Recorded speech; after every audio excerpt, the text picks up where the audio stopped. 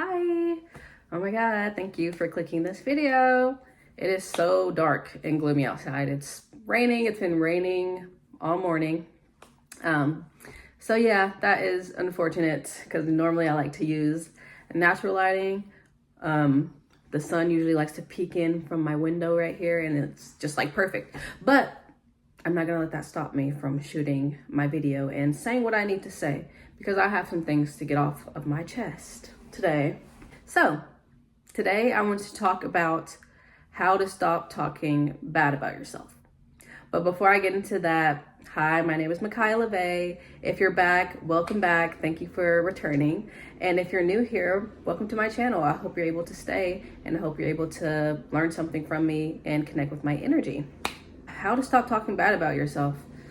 Self-deprecation and why we do it.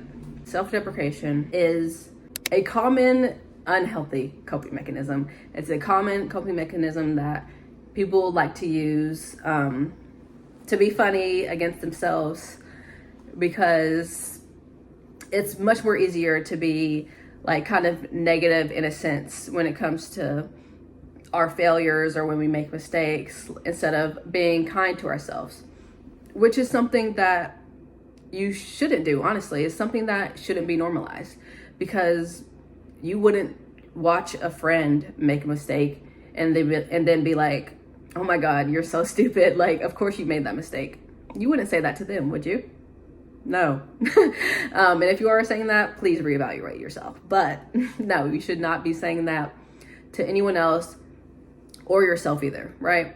It's also like a self-fulfilling prophecy in a way, like validating, being able to be self-deprecating to yourself in a way kind of validates how you feel on the inside when you're able to say like, oh, of course I made that mistake. I'm so stupid. Of course this happened to me. Like everything bad happens to me anyway. Like it's kind of like you're already validating those feelings that you feel inside or how you think you're being perceived by other people. So before anyone can say anything bad or negative about you, you have to say it about yourself first. Like, okay, they think I'm dumb and stupid and ugly. It's okay because I think that about myself too. So it's like that sort of thing, which is not true. It should not be true. You should not be validating what negative things other people are saying about you, because that just brings down your self-worth and makes you feel unworthy and just awful, you know? So you should not be thinking those things about yourself. So self-deprecation and how it affects you negatively. So it also has to do a lot with our brain chemistry. If we're constantly talking negative about ourselves, it affects our brain so much.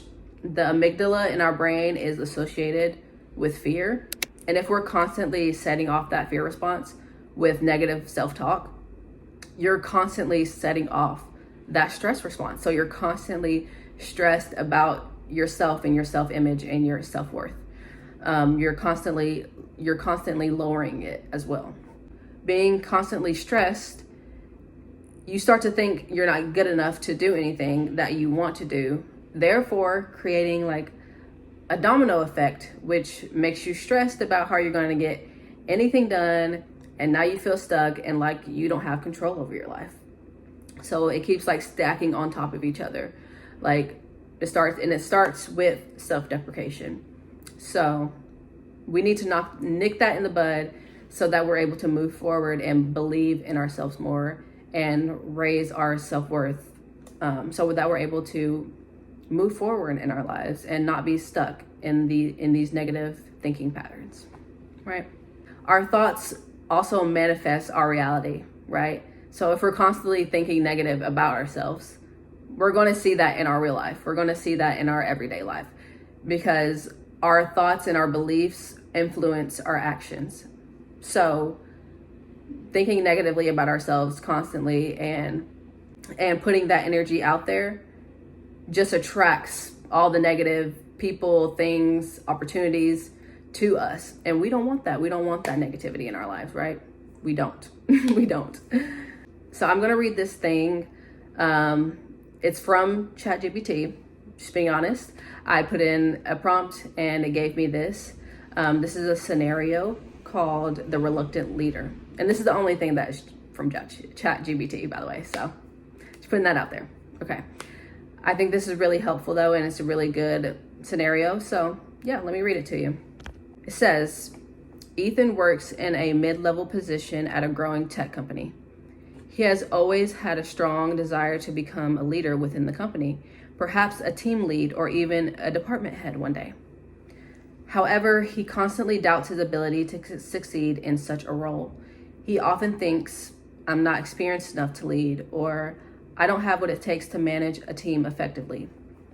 These thoughts flood his mind, especially whenever he sees others in leadership positions.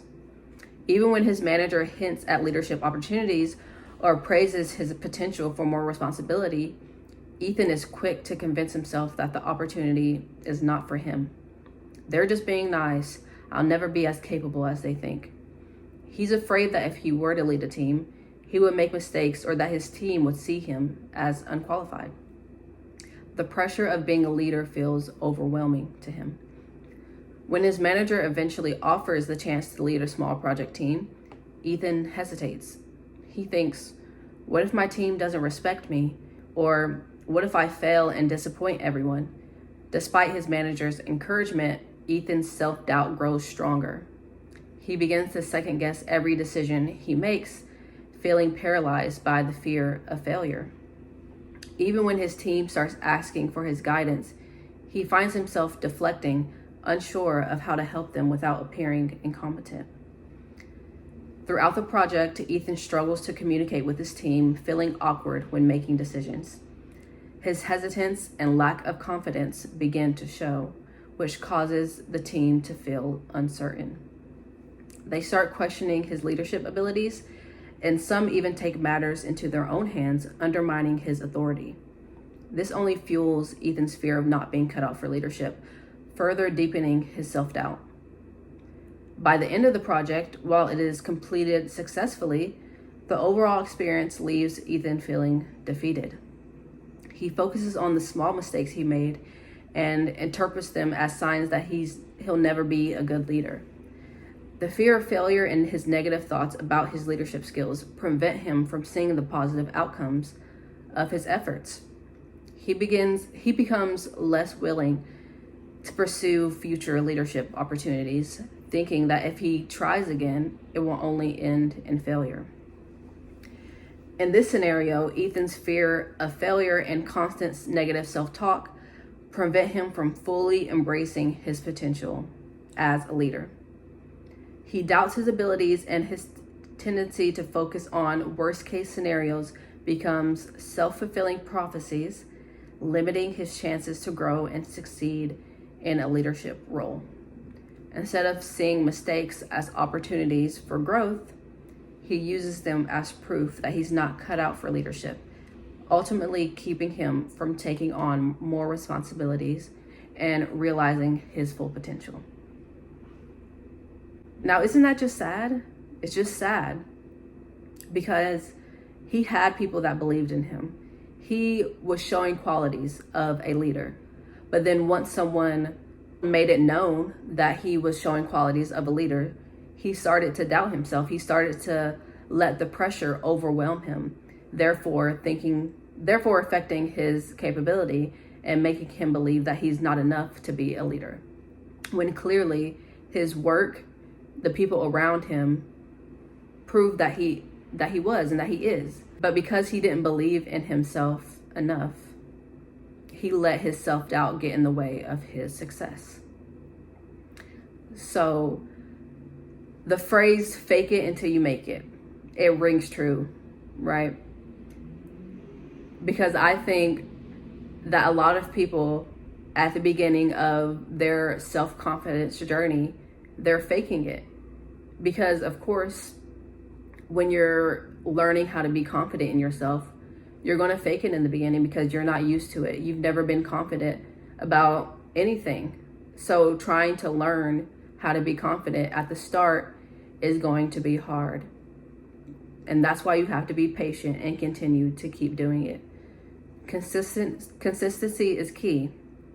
If you continue to practice positive affirmations and positive self-talk and believing in yourself more, it will begin to show through your actions and your everyday life. So being able to change your thoughts about yourself, those negative self-thinking patterns, so that negative self-talk, reframing them to be more positive, you will start to see how it will change everything in your life.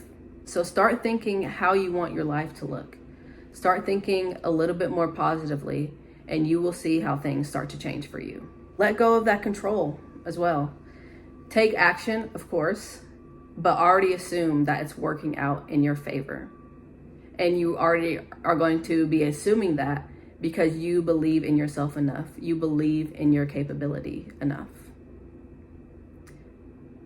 I've realized that stressing over things out of your control, not believing in myself and my capability, only creates stress, and it's not helpful. It's only harmful, and it raises your anxiety to the extreme, and it shoots down your self-worth and your self-confidence and your skills, your skill sets. And it also increases that feeling of sadness and worthlessness. So the only thing to do here is believe in yourself. Believe in yourself like no one has believed in you before, okay? Because you can do it if you believe it enough. Like I said in a few of my past videos, if you watched them, your brain likes to trick you, right? So if you're thinking negatively constantly, your brain is going to start to believe it. So why not start believing positive things about yourself constantly instead? The more you do it, the more you start to believe it. So stop being self-deprecating. Stop it. From here on out, stop it. Okay? Believe in yourself. All right. That is the end of my video. Thank you for watching. I really hope you were able to take something from this. It's not going to be easy. Trust me, it's not going to be easy. You just have to start somewhere, okay? And you can do it as long as you continue to practice and give yourself grace and have some compassion for yourself as well. That's also very important. Okay? You can do it. Have a good rest of your day, night, evening, whenever you're watching this, okay?